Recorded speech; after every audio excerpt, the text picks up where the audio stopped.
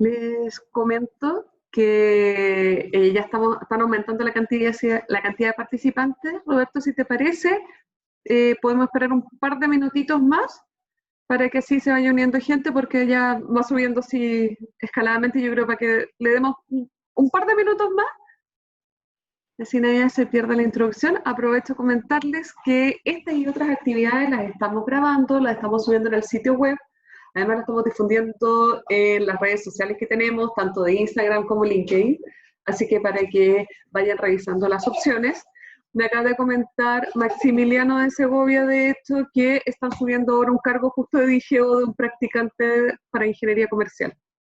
Así que si hay algún practicante de ingeniería comercial ahora en la charla y que después de esto está interesado, va a haber uno, probablemente va a estar publicado entre hoy día y mañana ya esa oferta laboral para que lo puedan revisar.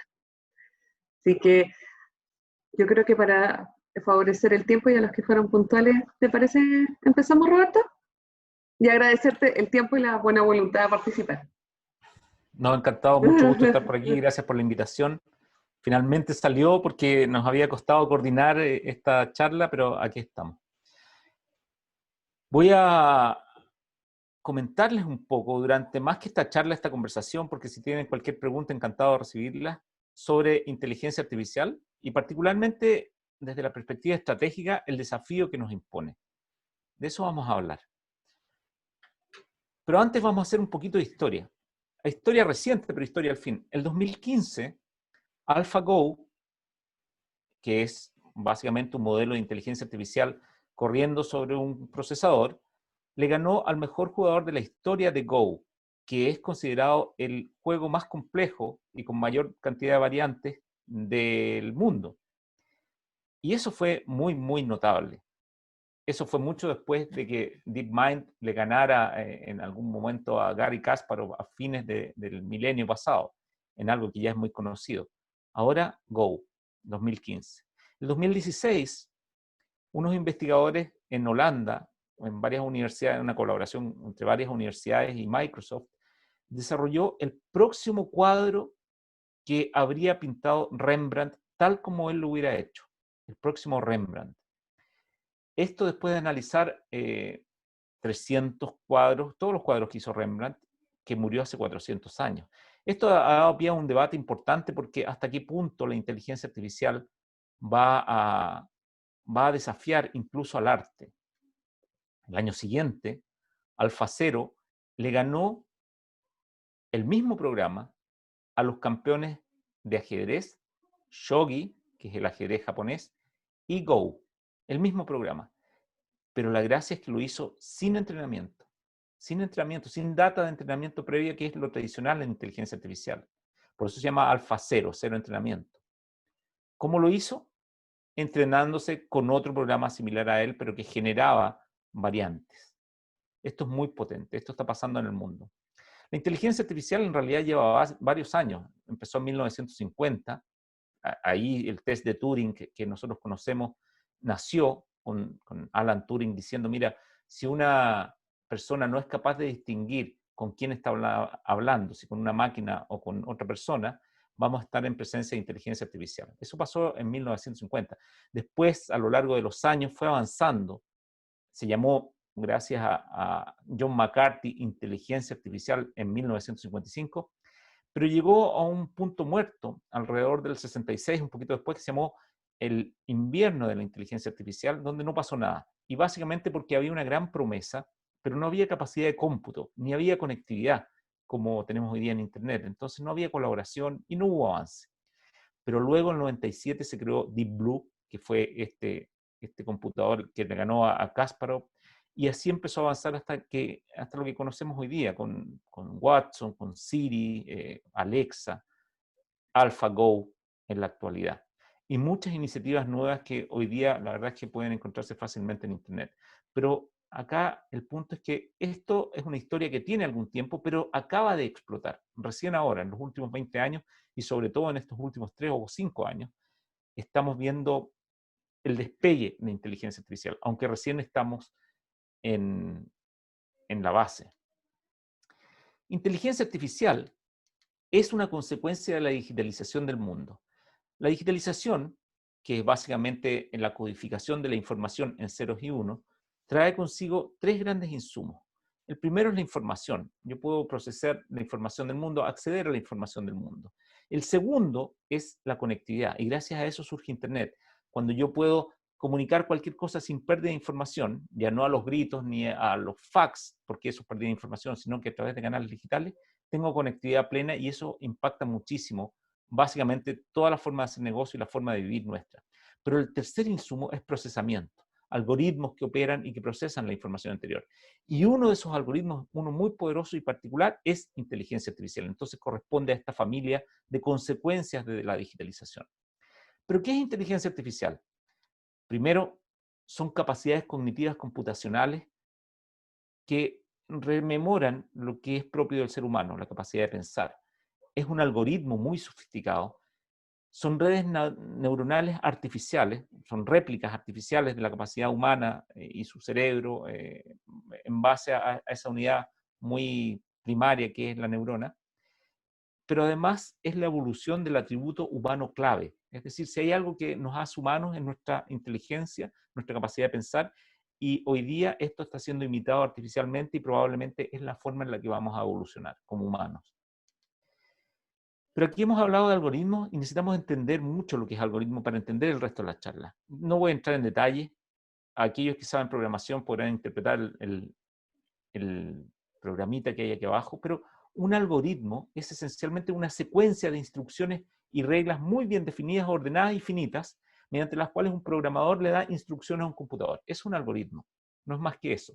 Pero esto conlleva el que el programador deba entender lo que debe resolver y deba entender cómo resolverlo para instruir al computador a resolver los problemas que quieren resolver. Algoritmo, entre paréntesis, es un término que proviene del apellido de este señor que aparece ahí, Abu Abdallah Muhammad ibn Musa al-Khwarizmi, que también es el padre del álgebra y del guarismo, de estos conceptos que están vinculados. Pero al final, lo interesante de este slide es que si un programador necesita construir un algoritmo, debe entregarle un conjunto muy específico de instrucciones, reglas bien definidas, ordenadas y finitas, para que este computador haga lo que tiene que hacer. Eso hasta el momento. Sin embargo, esa realidad se choca con la paradoja de Polanyi. El señor Polanyi, Michael Polanyi, era un economista austríaco que en algún momento dijo: sabemos como humanos mucho más de lo que podemos explicar. Es decir, entendemos mucho, pero no lo podemos explicar bien. Por ejemplo, esta foto con los perritos que aparece acá, es difícil de explicar cuál es el mecanismo para identificar cuáles son perros y cuáles no son perros, cuáles son queques que aparecen ahí o lo que sea. No es fácil de determinar cuáles son, nosotros lo entendemos, podemos discriminar, pero no es fácil de programar la diferencia entre ambos. La inteligencia artificial resuelve este problema. Viene en auxilio de la computación en su choque con la paradoja de Polanyi, porque es capaz de resolver los problemas por sí misma. Y vamos a entender esto. Primero, tenemos que entender muy bien qué es una neurona artificial. Una neurona artificial, la mejor forma de explicarla es con un ejemplo. Y esto es un ejercicio que vamos a hacer entre todos. Esto es una neurona artificial que tiene en la izquierda entradas y en la derecha salidas. Entonces a estas neuronas se les entrena con set de datos, de la forma en que lo vamos a hacer nosotros. Si nosotros decimos, mira, a la entrada, si hay un 1 como variable de entrada, en la salida hay un 2. Así le digo los datos que yo ya sé a esta neurona. Pero además le doy otro par de datos. Si a la entrada hay un 2, a la salida hay un 4. Si a la entrada hay un 3, a la salida hay un 6. Una neurona artificial es capaz de saber ahora, porque aprendió de los ejemplos anteriores, qué pasa cuando en la entrada hay un 4 en la salida. Y eso sin que nosotros hayamos explicitado la función que relaciona la variable de entrada con la variable de salida. Entonces yo esta neurona descubrió que la relación entre ambas era que se doblaba el número de la entrada para dar la salida. Eso hace exactamente una neurona artificial. Una sola neurona. Aprende de los datos con que se le entrena y es capaz de luego proyectar ese aprendizaje sobre set de datos que no conoce completamente. En el fondo, la representación correcta es esta. Asocia ponderaciones a las variables de entrada, asocia funciones a la transformación entre esas variables y es capaz de determinar cuáles son los valores de esas vías. En el fondo es bastante simple y bastante compleja. Se tardó mucho tiempo en llegar a esto la ingeniería.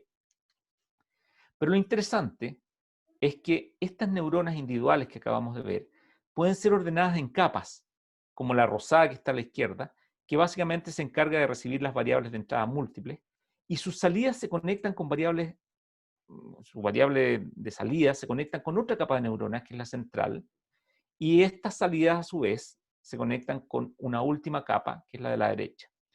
Entonces hay una capa de neuronas de entrada, hay una capa de neuronas de salida, y hay una capa intermedia o capa oculta, que también se llama capa profunda, deep layer. Y es por eso que en inteligencia artificial el área más interesante actualmente se llama deep learning, aprendizaje profundo, porque viene de la estructura de las capas neuronales. Lo interesante es que esta estructura neuronal es capaz de manejar mucha más sofisticación y abstracción que una neurona simple, naturalmente. En la medida que más capas se agregan, más abstracción somos capaces de manejar.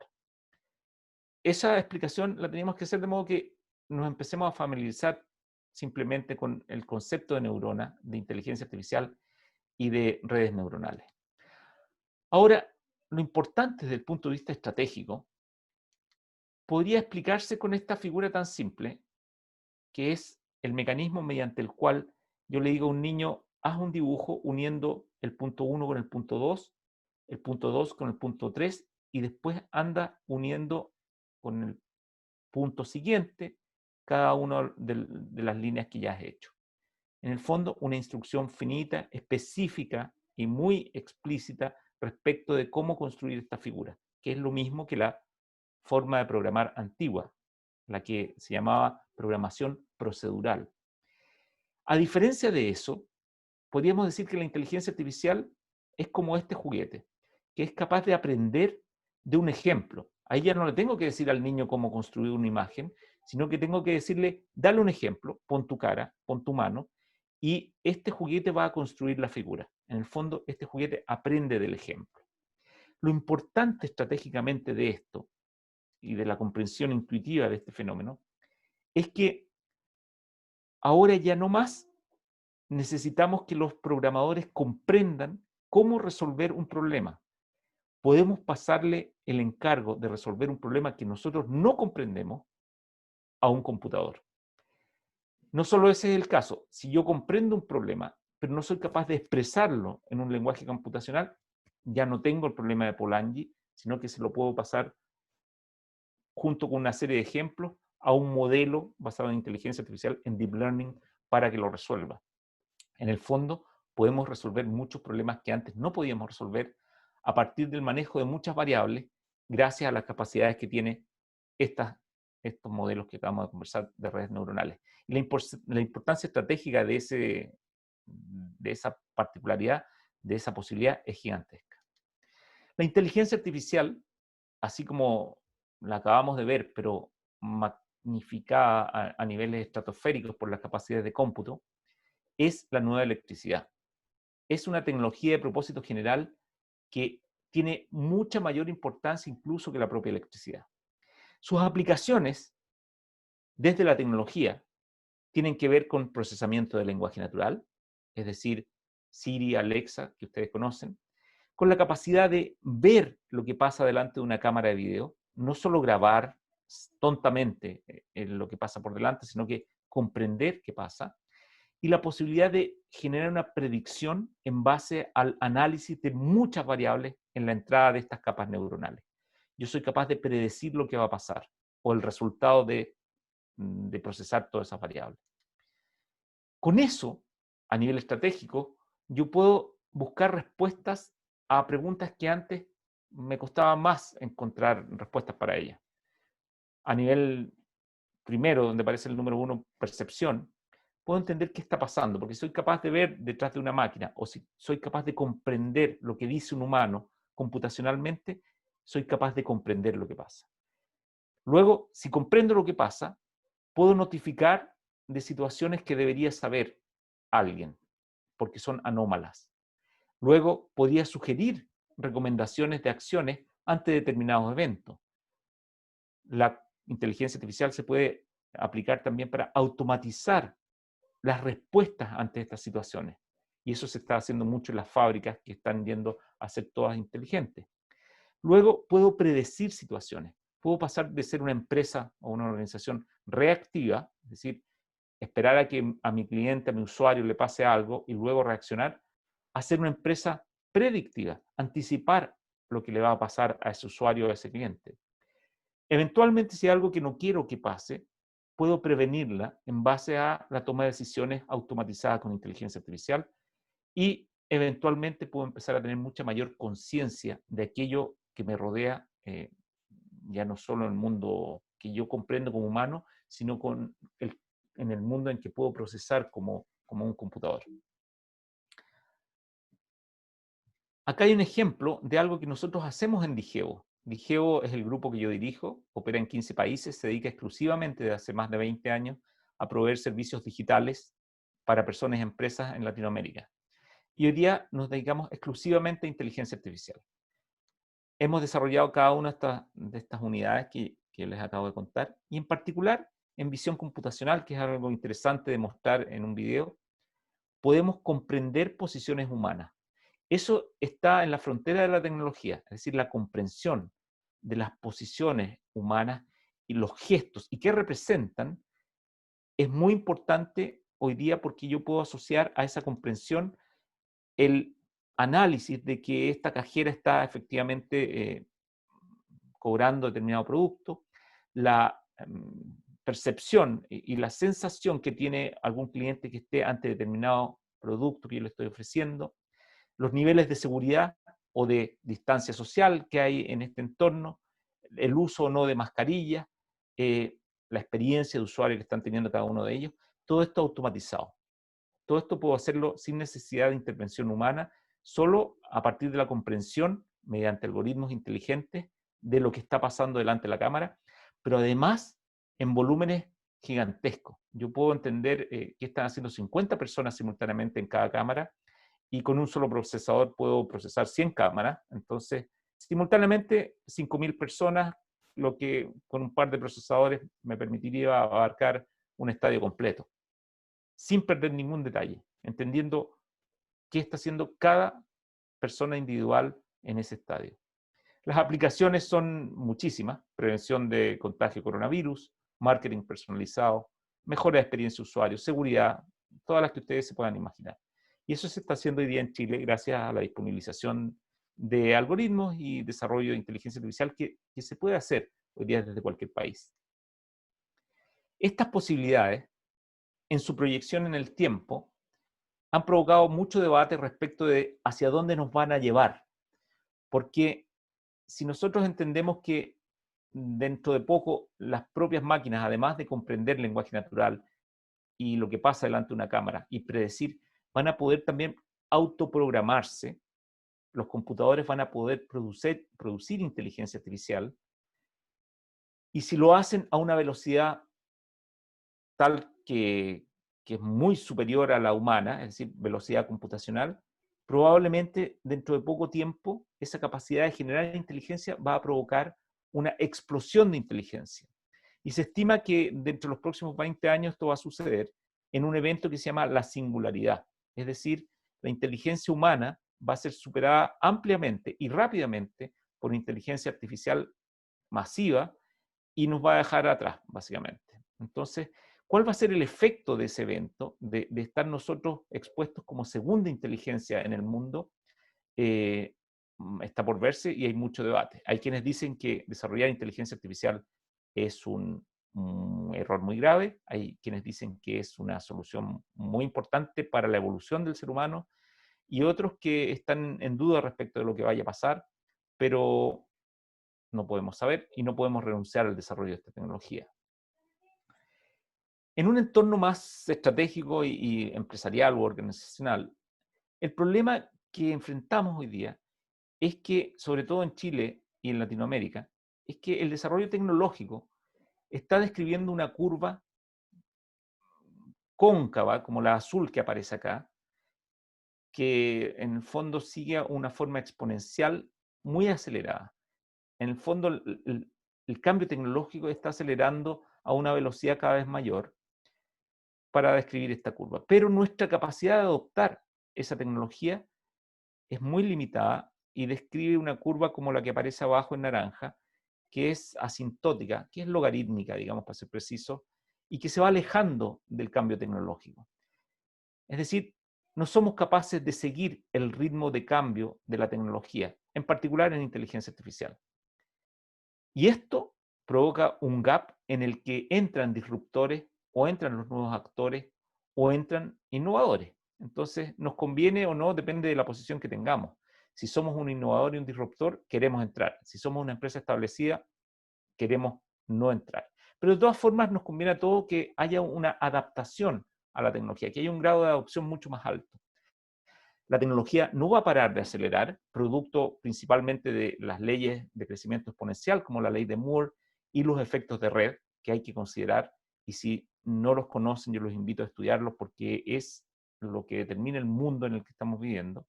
Y no hay que esperar una desaceleración, esto va a seguir acelerando. Y probablemente el grado de adopción de las empresas respecto a esta tecnología no va a mejorar mucho, salvo que hagamos algunas cosas muy concretas que vamos a explorar ahora. Primero, tenemos que entender que necesitamos adaptarnos, porque las empresas que no adopten inteligencia artificial simplemente van a quedar atrás de la misma forma como aquellas que no adoptaron la electricidad y fracasaron.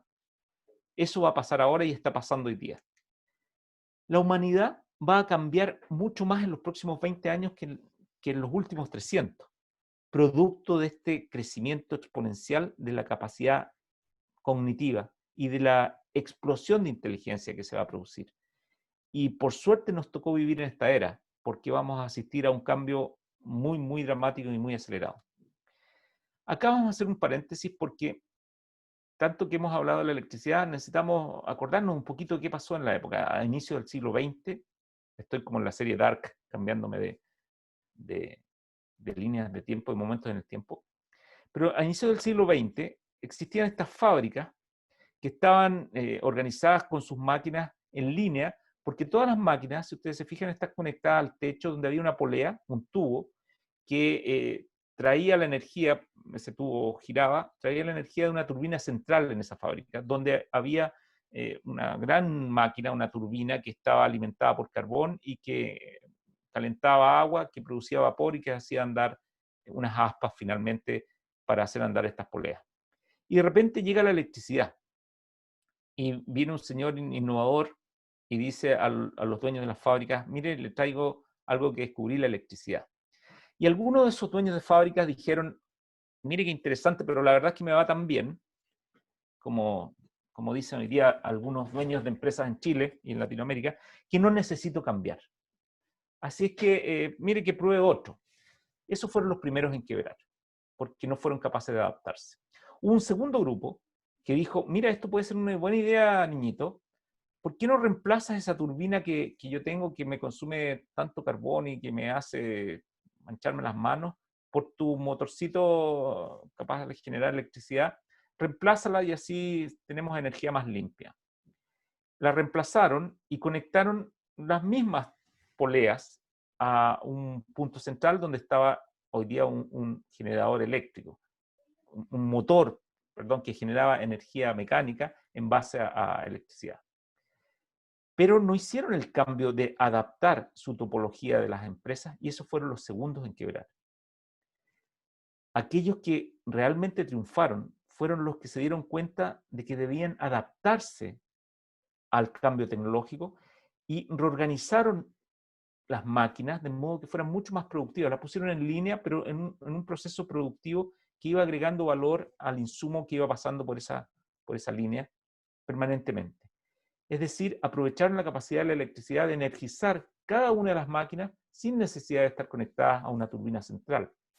Y esos fueron tanto más eficientes, 10 veces más eficientes que los otros que finalmente quebraron porque no fueron capaces de rescatar el valor de la nueva tecnología a partir de adoptar prácticas adaptadas, adecuadas a esa nueva tecnología. Eso mismo está pasando con la inteligencia artificial. Acá tenemos que hacer otro paréntesis para hablar de productos complementarios, aunque probablemente ustedes lo conocen. Productos complementarios son aquellos que se generan valor entre sí. Son parejas de productos que tienen un valor individualmente, pero que tienen mucho valor cuando están juntos, como por ejemplo la pasta y el cepillo, o el zapato izquierdo con el zapato derecho, o la máquina de afeitar y sus repuestos.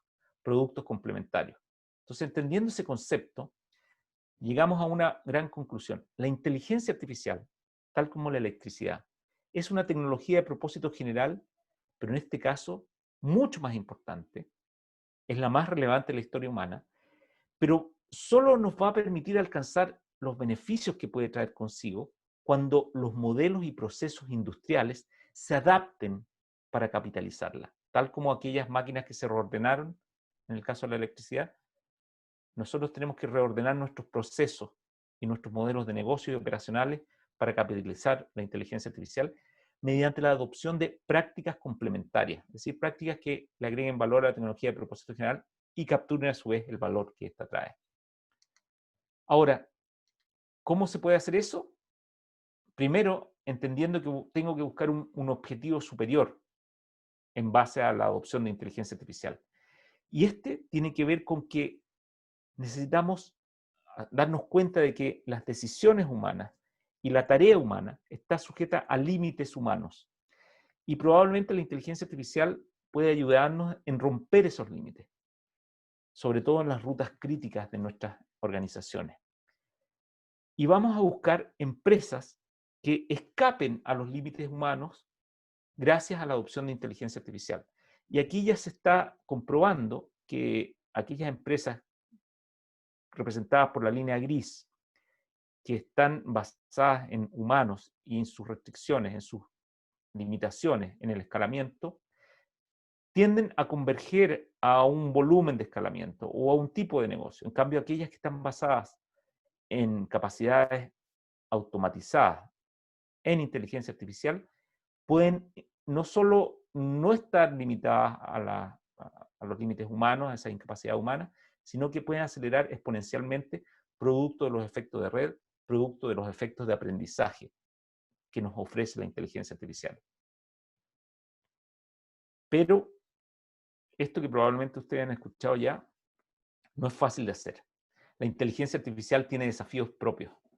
Primero requieren preparación, conocimiento y estrategia.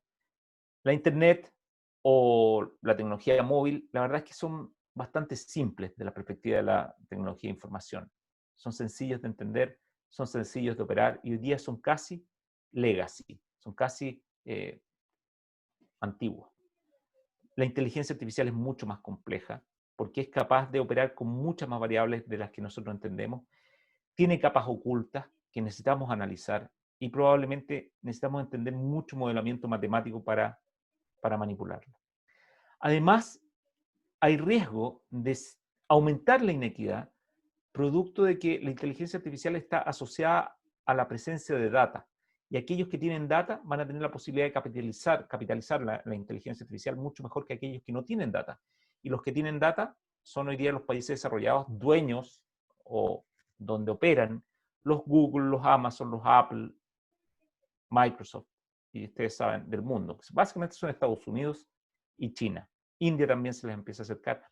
Probablemente ellos van a acelerar muchísimo y lamentablemente Latinoamérica hoy día no está ni siquiera en la carrera. Entonces tenemos un riesgo grande ahí.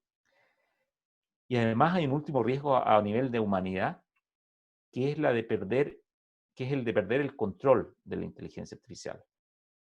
Porque podría desatarse una capacidad que provocara que este organismo que estamos creando, tal como un grupo de obreros construye un edificio y cuando va caminando hacia ese edificio en la construcción pisa un nido de hormigas, la inteligencia artificial en su crecimiento, simplemente sin darse cuenta, sin voluntad, sin ética ni moral, podría pasar por encima de una especie inferior, como la humana, en sus incapacidades, y construir aquello que le pidamos o aquello que se proponga, dejándonos un poco al lado. Necesitamos acelerar. El desafío de la inteligencia artificial en Chile, en Latinoamérica, es acelerar para evitar estos riesgos. Necesitamos realmente ponernos serios. Esta semana, sin ir más lejos, se habló del desarrollo de una nueva tecnología que empieza ya no solo amenazar a los call centers, como son los bots, que ya están absolutamente obsoletos, ni los notarios como blockchain, que ya también está obsoleto, sino que empieza a amenazar a los programadores. Los programadores que creían históricamente que no iban a ser sustituidos por ningún algoritmo, esta semana se vieron amenazados por el surgimiento de un nuevo mecanismo basado en inteligencia artificial que es capaz de hacer análisis semántico y permitir que cualquier persona programe simplemente dando instrucciones en inglés respecto de algo que tiene que hacer. Eso está pasando en Estados Unidos, está pasando en China, y nosotros en Chile estamos muy, muy lejos de eso, distraídos por conversaciones que no son en realidad tan relevantes a nivel global. ¿Cómo acelerar? Primero, entender que necesitamos rebalancear nuestras organizaciones hacia la digitalización, que no lo hemos hecho todavía, y si algo bueno trae la pandemia dentro de todo lo malo que trae, es que estamos hoy día hablando mucho más de procesos digitales. El proceso de transformación digital tiene esencialmente 4 grandes dimensiones, y no voy a detallarlo. Tiene que ver con la toma de decisiones que deben pasar desde el humano hasta las máquinas. Las arquitecturas de nuestras empresas deben cambiar, deben seguir arquitectura de plataforma. Todos debemos ser Uber o Airbnb. Nuestras ideas deben provenir no solo del interior de nuestras empresas, sino que del exterior de las empresas. Debemos ser muy abiertos. Y nuestro management ya debe abandonar los procesos de diseño estratégico de largo plazo, porque eso está obsoleto. Pero solo me voy a referir al primer cambio, el paso de las tareas y las decisiones desde los humanos hasta las máquinas o hasta la inteligencia artificial. Debemos lograr hacer eso porque de otra forma estamos concediendo demasiada ventaja a aquellos que están operando fuera de Chile. ¿Cómo hacerlo? Primero, y tratando de sintetizar, porque estos pasos son muchos, pero como no tenemos tanto tiempo, vamos a sintetizar en muy poquito. Primero, comprender. Necesitamos obligarnos a comprender el cambio hacia la inteligencia artificial. Comprender. En segundo lugar, desarrollar el talento. Cuando yo hablo de comprender, me refiero a entender qué es Deep Learning, qué son modelos convolucionales para mirar lo que hay delante de una cámara, qué es backtracking para buscar explicabilidad respecto de por qué está tomando decisiones un algoritmo en relación a observar un iris y diagnosticar que hay o no diabetes. ¿Por qué toma esa decisión? Comprender, necesitamos comprender. En segundo lugar, desarrollar el talento, porque la inteligencia artificial, tal como la digitalización completa, pero en particular la inteligencia artificial, requiere un insumo crítico, el talento para desarrollarla. ¿Talento en qué? En ciencia de datos, necesitamos entender los datos, matemática, en analítica, en desarrollo de algoritmos y emprendimiento. Como país y como región, a mí me toca operar en toda Latinoamérica, necesitamos desarrollar mucho más nuestras capacidades en cada uno de estos entornos. Y naturalmente todos deben colaborar con la capacidad humana. La inteligencia artificial debe colaborar con los humanos. Todavía hay ámbitos que son muy humanos, el diseño, la creatividad, todo lo que tiene que ver con relaciones interpersonales son muy humanos, pero necesitamos desarrollar mucho mejor estos. En el futuro, todas las empresas van a ser similares, todas van a ser tecnológicas. ¿Qué significa esto? Uber es una empresa tecnológica que opera transporte, que opera autos. Airbnb es una empresa tecnológica que opera alojamiento. Corner Shop es una empresa tecnológica que opera despacho de última milla. Y ustedes me entienden. Cada una de estas es una empresa tecnológica, pero opera un servicio, un producto, cada uno en su industria. Pero en el fondo son todas tecnológicas. En el futuro todas las empresas van a ser tecnológicas. Por lo tanto, estas capacidades a desarrollar en el talento son críticas para todas. Y necesitamos volumen y profundidad. En tercer lugar, necesitamos construir activos de datos. Los datos no se construyen solos. Las lagunas de datos de las que se habla en inteligencia artificial y son críticas para el entrenamiento de los algoritmos y los modelos en inteligencia artificial, debemos construirlos activa y explícitamente. En cada una de nuestras organizaciones ahora debe crearse una nueva gerencia, la gerencia de datos, el Chief Data Officer. Tenemos que nombrarlo a la brevedad. Y tiene que tener gente talentosa trabajando con él y es responsable de construir estos activos de data. Pero estos lagos de datos no bastan con que aparezca una gran base de datos y ya terminó, porque los datos obsolecen. Necesitamos atacar esa obsolescencia a través de construir a la vez ríos de datos que converjan en esta laguna de datos para mantenerlos siempre actualizados. Pero al mismo tiempo los datos deben estar disponibles para que aquellos que deban programarlos los usen. Por lo tanto, debemos preocuparnos de rescatarlos de donde provengan, limpiarlos, deben ser íntegros, protegidos de modo que no sean objeto de hacking, por ejemplo, y que no se pierdan al final. O sea, necesitamos hacer una tarea tal como la haríamos con un terreno, con un edificio, con una máquina, porque la data es nuestro nuevo activo. La data es el petróleo de la era de inteligencia artificial. Y necesitamos asignarle prioridad tal como hemos hecho antes con otros activos. En este sentido, la data es comparable a lo que pasó con la ubicación en la fiebre del oro. En la fiebre del oro, lo importante era encontrar una buena ubicación donde hubiera una beta.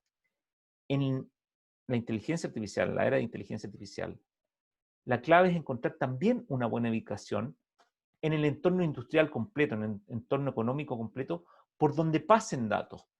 Es decir, partners que manejen datos, clientes que puedan proveerme datos, socios que manejen datos, universidades que tengan datos.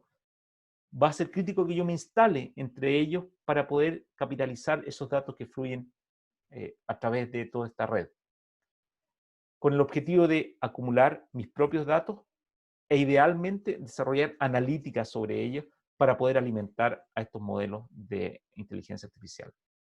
Y eso es naturalmente el cuarto paso, desarrollar los algoritmos, desarrollar los modelos. No basta con la data, necesitamos el procesamiento que lo capitalice, que la capitalice. El ejemplo acá es de PageRank, de Google. PageRank de Google es el algoritmo más valioso que tienen hasta el momento y consiste en aquel algoritmo que entrega respuestas cuando uno hace una pregunta en Google y es capaz de ordenarla por relevancia en base a considerar muchos factores. Es un algoritmo valioso, es un activo. Entonces, ellos desarrollaron este activo y nosotros debemos desarrollar los nuestros respecto a nuestras propias industrias. En el futuro, los activos de la empresa van a ser todos algoritmos porque todas las empresas van a ser tecnológicas.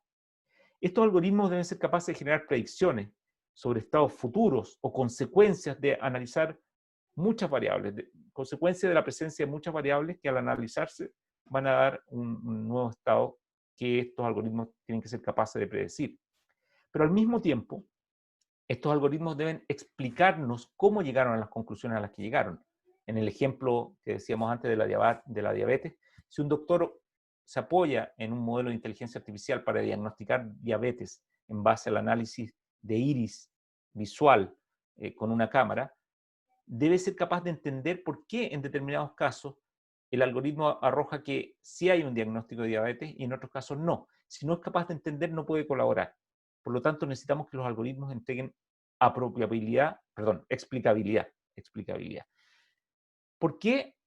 Porque si bien ese ejemplo que yo les doy es muy sencillo, cuando las decisiones son más complejas, necesitamos ser capaces de hacer tracking de esas decisiones de modo de entenderlas y poder colaborar y evitar los riesgos de pasada. En el caso de la agricultura, en que nosotros también trabajamos en colaboración con una empresa que se llama Austral Falcon, somos capaces de pasar drones o robots frente a las viñas que ven los racimos de uva, además de contarlas, detectar si tienen plagas o detectar si tienen humedad suficiente, son capaces de entregar esa data a unos modelos de inteligencia artificial que predicen cuál va a ser el volumen de la cosecha. Y eso es absolutamente crítico en la agricultura, poder tener algún nivel de certeza respecto de cuánto se va a producir al final de la temporada. Esa capacidad de predecir necesita explicabilidad también. ¿En base a qué variables están diciendo que vamos a producir tantas toneladas o menos toneladas que esa? De esa forma, colaboramos con los procesos productivos agroindustriales. El quinto paso, básicamente, consiste en que en la medida que yo voy diseñando estos modelos y voy acumulando data, empiezo a experimentar con aquellas etapas de mi modelo de negocio o de operaciones que me permitan mejorarlo. Pero no todos los supuestos, las hipótesis y los modelos que construyo van a tener éxito. Entonces necesito aprender respecto de las hipótesis que yo hago en base a pruebas que realizo. En un modelo Lean estándar, que es muy aplicable a cualquier tipo de empresa hoy día. Yo tengo una hipótesis, diseño la prueba para comprobarla, mido en el mercado realmente el resultado o en una simulación de ese mercado y aprendo. Y esto en un proceso permanente y acelerado. Eric Schmidt de Google dice, la clave de las empresas nativas digitales hoy día es un proceso acelerado de iteración continua que les permite el aprendizaje y la adaptación, que es crítico. Adaptación a un entorno cambiante en forma acelerada gracias o producto de la tecnología. Como sexto punto, una vez que yo tengo todo seteado, mis datos, mis modelos, mi capacidad de aprender, mi infraestructura, voy a ir a buscar efectos de red de la data. Los efectos de red son un fenómeno muy interesante que permite que un sistema gane valor a partir del mayor uso de ese sistema. Lo pueden investigar ustedes, pero es algo que podría justificar la creación de valor de toda la época de Internet en un 70%.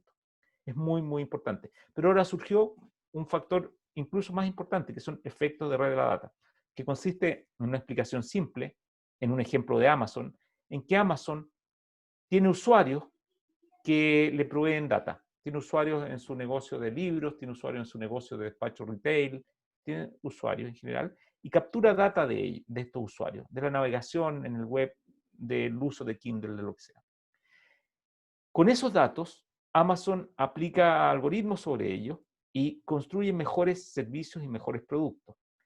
Esos mejores productos, por ser mejores, atraen a más usuarios y esos usuarios contribuyen de nuevo con data en un círculo virtuoso creciente, en un ciclo de retroalimentación positivo, que hace que Amazon finalmente no tenga competencia en el mundo. Lo que está constituyendo una gran ventaja para Amazon, pero incluso un problema para las sociedades como la europea que están mirando esto con mucha atención. Pero el efecto de red de la data, si nosotros estamos construyendo una empresa tecnológica, como van a ser todas en el futuro, es una práctica crítica para lograr escalamiento digital. Entonces ese es nuestro siguiente paso. Pero adicionalmente, si yo lo combino con los efectos de aprendizaje que nos provee la inteligencia artificial y la construcción de modelos, podría llevar mi performance, mi throughput, mi capacidad de producto desde la línea A, destacada acá, que en el tiempo y en función del volumen que estoy produciendo tiende a converger a una constante, podría llevarlo a la línea D. Es decir, podría transformarme en una empresa exponencial, tal como proponen los analistas, Salim Ismail, por ejemplo, que desarrolló la teoría de Exponential Organizations. Si logro juntar esos efectos de red que acabamos de hablar y efectos de aprendizaje gracias a inteligencia artificial, podría acelerar muchísimo la velocidad de mi empresa. Pero además, podría resolver el desafío de ir adaptándome permanentemente al cambio tecnológico. Porque este efecto de red de la data que acabo de mostrar y el efecto Lean que mostré antes se parecen mucho al algoritmo evolutivo que gobierna la biología, en el que las especies se replican, es decir, tienen hijos. Algunos de esos hijos tienen atributos que son diferentes entre sí y esos atributos son seleccionados por el entorno y esto en un proceso continuo que permite la adaptación permanente. Si ustedes se fijan, estos tres elementos son muy parecidos y son esencialmente mecanismos adaptativos. Y nosotros tenemos el desafío de adaptarnos a ese cambio tecnológico. Por lo tanto, podríamos resolver este desafío que nos está proponiendo la inteligencia artificial en base a la adopción de iteraciones sucesivas que permitieran mover esa curva de adopción tan pesada que no estamos logrando mover para acercarnos, al menos en parte, a la curva de crecimiento y cambio tecnológico que está hoy día muy motivada por la inteligencia artificial y efectos de red. Por primera vez en la historia, el ser un país chico, Chile es muy chico, y tener poco, y básicamente puras industrias extractivas, puede representar una ventaja, porque el tener poco y el ser chico nos hace ágiles. Tal como dice Newton, la aceleración es inversamente proporcional a la masa. Cuando tenemos poca masa podemos acelerar, que es en el fondo lo que necesitamos hacer. No podemos permitirnos el lujo de dejar pasar esta oportunidad digital relacionada con la inteligencia artificial, porque el castigo al dejarla pasar es gigantesco. Es caer derechamente en la pobreza sin alcanzar a los países desarrollados. Y el premio puede ser también gigantesco. Es alcanzar niveles de prosperidad y equidad que no conocemos hasta ahora. Así es que necesitamos acelerar. Muchas gracias. Y me abro a cualquier tipo de pregunta o comentario que ustedes puedan tener. Muchas gracias, Roberto. Desafiante la explicación y todo lo que se viene. Yo no vengo del mundo del TI ni la tecnología, pero sí me parece increíble todo esto nuevo, desde lo humano, de lo que vamos a tener que enfrentar. Así que no sé si los participantes tienen alguna pregunta, duda. Podemos, afortunadamente no somos tantos, así que incluso podemos abrir el micrófono si alguno tiene alguna duda, puede ponerlo ahí en el chat.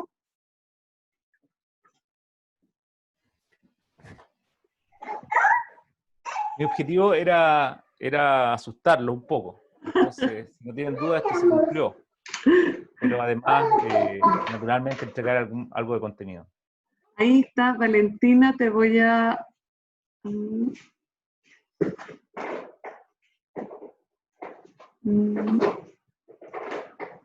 Yo creo que...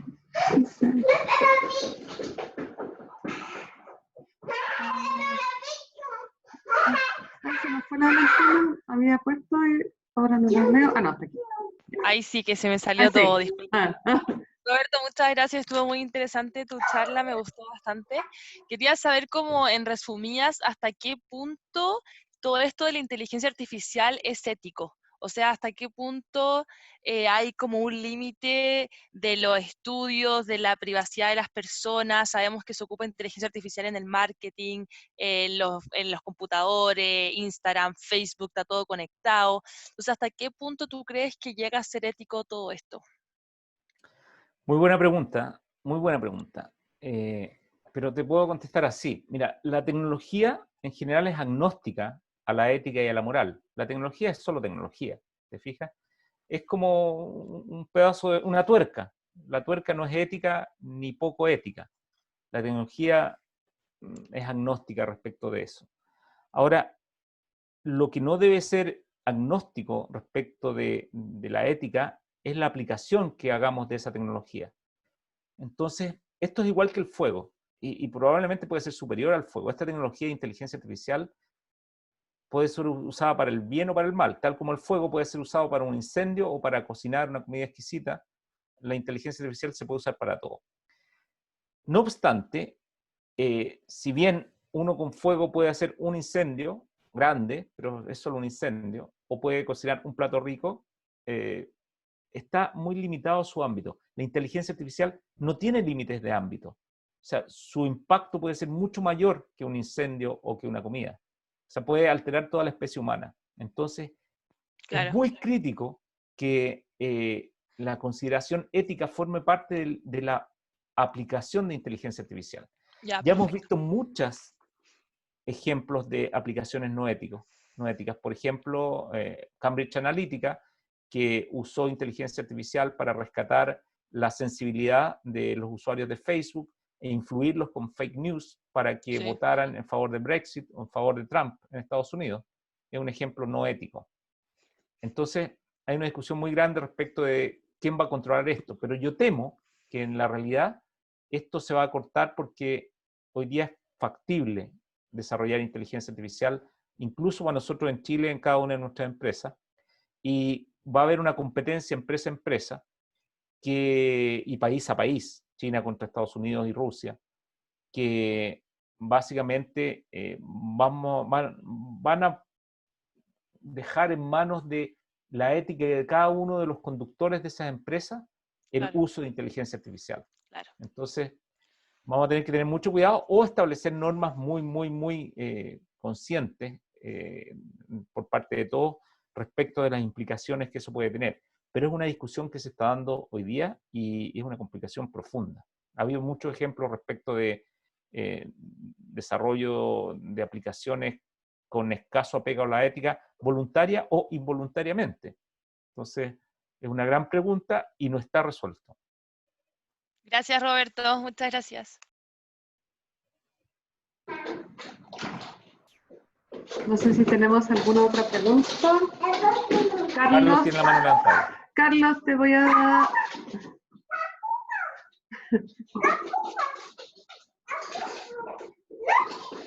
Ahí te estoy subiendo como panelista, Carlos, para que puedas hacer la pregunta. Sí, ahí se escucha, Carlos. Ya, mi pregunta era saber de qué manera se puede impulsar a Chile en el desarrollo de la inteligencia artificial. Porque usted lo mencionó y quería ver cómo eso también puede verse reflejado en las empresas más pequeñas o las medianas empresas también. Buena pregunta. Primero, yo creo que hay que tomar conciencia a todo nivel y por eso yo estoy feliz de participar en este tipo de charlas porque creo que no hemos tomado conciencia todavía respecto a lo que está pasando en el mundo. Es como si nosotros estuviéramos entretenidos acá con una posita que se llama Chile y que tiene un montón de problemas y que tenemos que resolver, pero al lado nuestro hay un tsunami que se nos está cayendo encima y no nos estamos dando cuenta. Entonces tenemos que despertar. Yo creo que eso es lo primero, llevar el mensaje a todas partes. Después, creo que la forma práctica de avanzar es que en las universidades se masifique el estudio de inteligencia artificial, cosa que está empezando a pasar.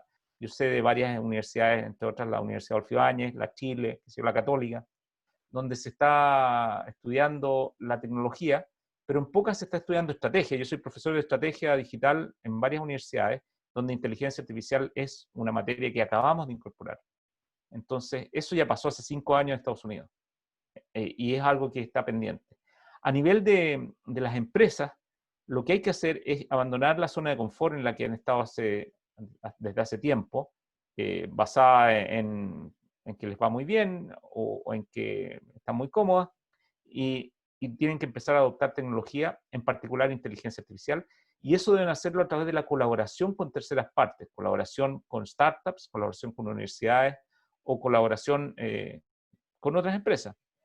Eso porque no hay una forma más rápida de avanzar que colaborando. O sea, la única forma de avanzar rápido no es haciendo las cosas solo, sino que colaborando. Entonces, es muy importante que despierten estas empresas, pero yo soy optimista respecto de ese despertar, porque ya no nos sirven las colusiones, ya no sirve el que han sido clásicas en la economía chilena, nos sirve estar muy estático porque llegaron los Amazon, llegaron los Alibaba a competir acá local, llegó la globalización, llegaron los startups que empiezan a quitarle el almuerzo a las grandes empresas y la única respuesta es innovar. Y esa innovación hoy día debe ser digital y en particular debe ser en inteligencia artificial. Así es que está todo dispuesto para que haya una aceleración, pero necesitamos más de estas conversaciones, más de la discusión de la ética o la moral, más de cómo vamos a capitalizar alguna oportunidad y algún activo que nosotros tengamos en esta materia. Acaba de surgir la política de inteligencia artificial por parte del Estado, que acaba de evacuar este gobierno hace poco tiempo. Hoy día está todavía muy básica, pero está convocando al menos a todas las partes a que colaboren y eso me parece un avance muy importante. Muchas gracias.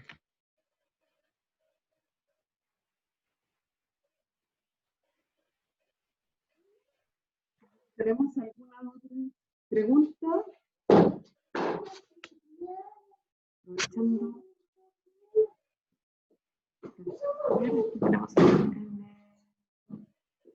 Aquí alguien anónimo pregunta: hola Roberto, gracias por la charla. Quería saber desde tu perspectiva, ¿qué industria tiene mayor potencial para aplicar la inteligencia artificial? Ejemplo, telecomunicaciones, retail, banca, etcétera.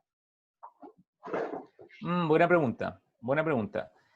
La respuesta a nivel amplio es que en el futuro van a ser todas las empresas tecnológicas y no usar inteligencia artificial va a ser como sería hoy día no usar electricidad. Es decir, todas deben usarla. Pero en el tiempo, es decir, aquellas empresas que más se van a beneficiar en el corto plazo son todas las que tienen que ver con información, naturalmente, con la manipulación de información. Entonces, aquellas empresas que estén en contacto con muchos clientes y necesiten personalizar la experiencia de estos clientes finales, usuarios, personas, empresas de telecomunicaciones, banca, retail, son las que van a beneficiarse y pueden obtener muchos beneficios, muchas ventajas desde la inteligencia artificial en la personalización de la oferta, por ejemplo, en la comprensión y análisis de lo que le pasa a cada cliente, en la predicción de la situación y estado de esos clientes. Luego, todas aquellas que tengan muchos cuellos de botella en sus procesos productivos, pueden hacerlas mucho más eficientes a partir de la toma de decisiones respecto de mucha data mediante inteligencia artificial, porque hoy día pueden hacerlo. La automatización de las industrias es otro beneficio que debe producirse. Todas aquellas que tengan posiciones físicas pueden beneficiarse de la visión computacional y en general, en realidad, no para, digamos. Los seguros pueden analizar mucho mejor el riesgo de sus asegurados, la banca puede hacer credit scoring, la educación podría entregar educación personalizada porque ya no tiene por qué ser general, depende de cada estudiante. Entonces, hay muchos ejemplos y ahí les recomiendo una publicación gratis que es de una empresa que se llama CB Insights, que se escribe CB de burro, digamos, Insights, que genera reportes cada cierto tiempo respecto de los cambios industriales que está provocando la tecnología y en particular la inteligencia artificial. Así que espero haberte orientado un poquito con eso. Pero esencialmente son todas las empresas. Estamos un poco atrasados.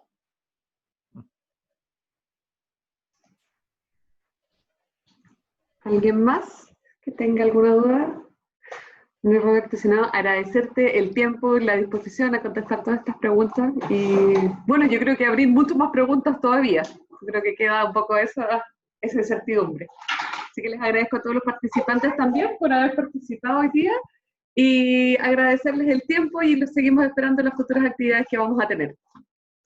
Un gusto. Gracias a ustedes por escucharme y a ti sobre todo por invitarme a la universidad. Yo con mucho gusto hago esto y quedémonos conectados por las redes sociales porque esto está pasando hoy día, es muy rápido y creo que hay que estar conectado con esta realidad y apoyar desde nuestras posiciones a lo que Chile puede hacer al respecto. Así que muchas gracias y espero verlos por ahí en las redes. Nos vemos, que estén muy bien, hasta luego. Adiós.